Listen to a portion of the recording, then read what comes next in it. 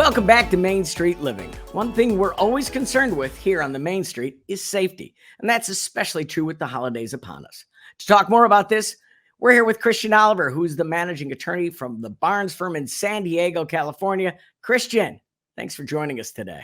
Thank you so much for having me on. Christian, as Andy Williams sings, it's the most wonderful time of the year. But why is Thanksgiving through New Year's also the most dangerous time for travelers? It's true. It is statistically the most dangerous time to be on our roadways here in San Diego and in fact nationwide.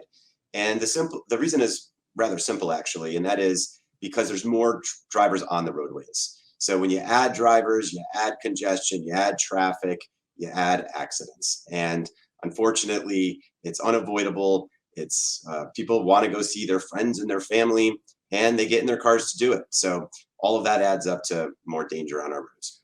More drivers, more roads. Are there roads that, drivers should avoid during the holidays? It's one of those things, you can't really avoid certain roads if you got to get to point A to point B. The I-5 and the I-10 are statistically very dangerous, but of course, they're the only reasonable ways to get to certain points. Although locally, some of the more dangerous roadways here are University Avenue and El Cajon Boulevard. They have a ton of accidents during this holiday season. So if you're able to avoid those streets, maybe take a side street to one of their local businesses, but be careful when you are on them. Why do you think those streets have more accidents? Is there anything in particular that stands out to you? It's related to congestion. It's related to a number of factors such as how many points of entry and ingress, egress, the traffic signal. There's a million different factors, but ultimately there has to be the most dangerous street somewhere. So those two happen to be them. Is there a most dangerous time to drive, hours that you might want to stay off the road? Statistically, that's between 6 and 7 p.m. Really? That's for a couple of different reasons. There's a confluence of events that happen. First, that's when people are commuting, to and from work. And second, especially during that time period, it's dark. And when it's dark, the dangers go way up.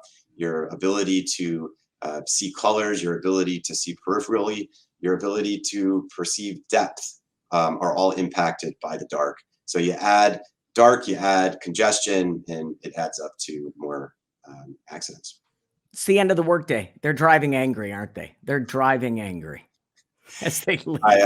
There's a lot of rage out there after a work day. I personally like to just sit in my car and scream, but do it while you're in a park stall. Don't do it on El Cajon Boulevard, and don't do it on University Avenue. That's a great tip. Are there other ways that drivers can prepare for holiday travel ahead without just screaming in their car in a parking lot? Yeah, if your spouse and family don't like to hear you screaming by yourself, then just give yourself extra time. Prepare in advance. Leave 5 minutes earlier so you're not rushing. Take a side street if you can to avoid the congested, more busy thoroughfares. And most importantly, slow down.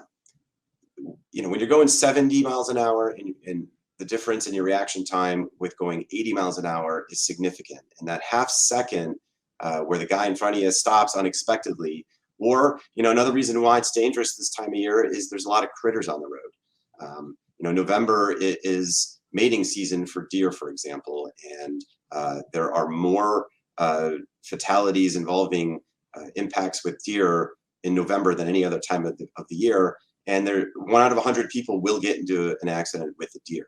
So by giving yourself just a little more time, isn't that a crazy stat? That is 1 out of 100. That's wow. Right. So are you feeling lucky today? Hopefully not. not. And, don't be one of the 99 by slowing down, giving yourself that half second more time to react. Is there a quick additional holiday safety tip you could give us besides slowing down and take your time? Yeah. When you're driving on our roads and there's trees and there's leaves on the ground, be mindful that the leaves affect where people park. They affect cyclists. They affect kids.